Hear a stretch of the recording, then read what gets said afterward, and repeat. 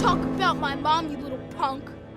Fallout 3 pretty much had me right on board from the moment you said the guys what made Oblivion are going to make a post-apocalyptic game.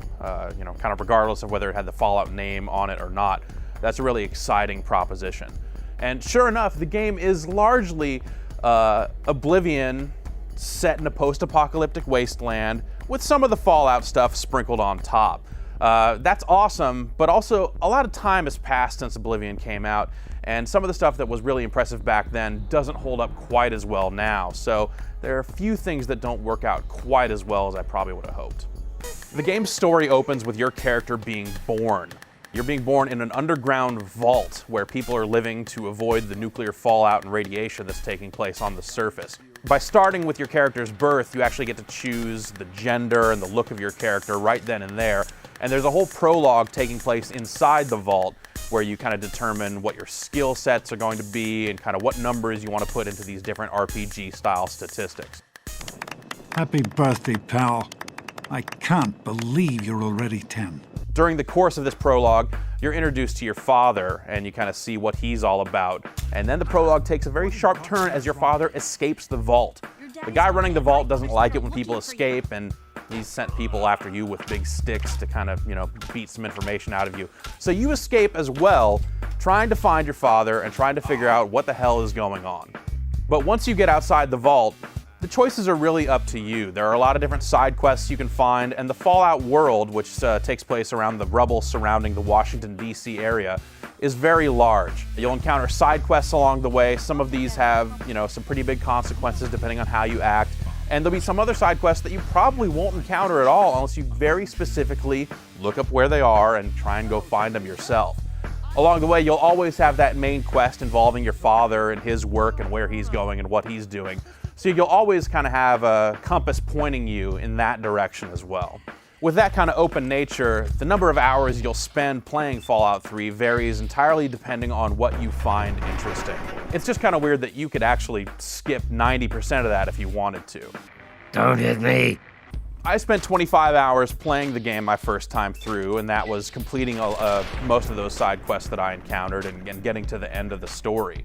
It seems like the game could be double that if you seek out every other little side quest, or even, you know, double that if you just want to wander around the wasteland and see what there is to see.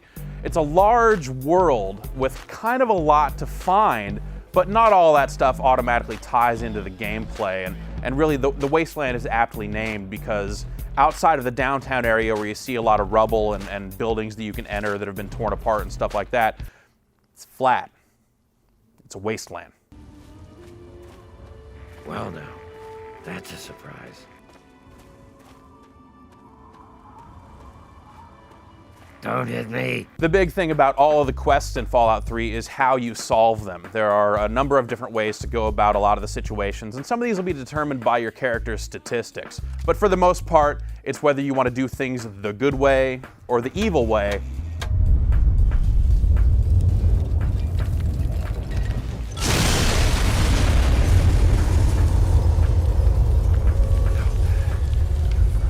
And then in addition to that, the violent way or the non-violent way. All of this weighs on your karma, which will kind of serve as an indicator of how people will approach you. If you have a high karma, you know, good characters when they approach you might just kind of make some offhand comment of like, you got a look about you, I think you're okay, or like, I don't know, man. That doesn't really seem to play into things a whole lot. There are some followers and some people like sidekicks and stuff that you can pick up that you might not be able to pick up if your karma is one way or the other. But by and large, it's just kind of different dialogue options and, you know, like I said, whether you want to gun people down or be their friends. My God, you're a cold-blooded little shit, aren't you? Speaking of gunning people down, there are a lot of opportunities for combat in this game. You'll occasionally get jumped by raiders, which are, you know, just scavenging dudes. Radioactive mole rats or dogs or, you know, other weird looking creatures that you find. And a lot of these same creatures are the same dudes you'll find underground in the various like metro tunnels and buildings and dungeons that you'll go into for quests.